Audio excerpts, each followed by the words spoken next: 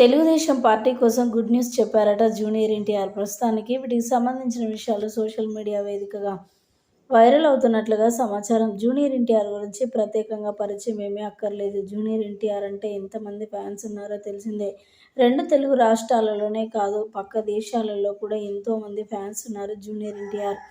అంత మంచి వ్యక్తిత్వం కలిగిన వ్యక్తి అని చెప్పొచ్చు జూనియర్ ఎన్టీఆర్. ఈ నేపథ్యంలో మరి జూనియర్ ఎన్టీఆర్ తెలుగుదేశం పార్టీ పరంగా రాజకీయం చేస్తారని ప్రతి ఒక్కరు కూడా ఎక్స్పెక్ట్ చేశారు. కానీ మరి జూనియర్ ఎన్టీఆర్ యాక్టింగ్లో భాగంగా తనకి యాక్టింగ్ మీద ఇష్టం ఉండడంతో చాలా ఛాన్సెస్ వచ్చినప్పటికీ కూడా, అంటే అంతకుముందు ప్రచారంలోకెల్లా మరి జూనియర్ ఎన్టీఆర్ కొన్ని రోజులు రాజకీయంలో ఉండి మరి తెలుగు ఫిలిం ఇండస్ట్రీకి వచ్చారు. ఇక అప్పటి నుంచి ఎప్పుడైతే ఇండస్ట్రీకి వచ్చారో అప్పటి నుంచి తెలుగుదేశం పార్టీ వైపు కూడా చూడలేదు జూనియర్ ఎన్టీఆర్. ఇక తాత స్థాపించిన పార్టీ అన్న అభిమానం అయితే ఉంది, కానీ దానిలోకి వెళ్ళి ఎప్పుడు కూడా వర్క్ చేసింది మాత్రం లేదు. కానీ రీసెంట్గా జూనియర్ ఎన్టీఆర్ మరి ఖచ్చితంగా తెలుగుదేశం పార్టీకి వెళ్ళాలి, నేను కూడా రాజకీయాల్లోకి వస్తాను అంటూ కూడా మరి మాట్లాడుకొచ్చినట్లుగా వార్తలు అయితే వినిపిస్తున్నాయి.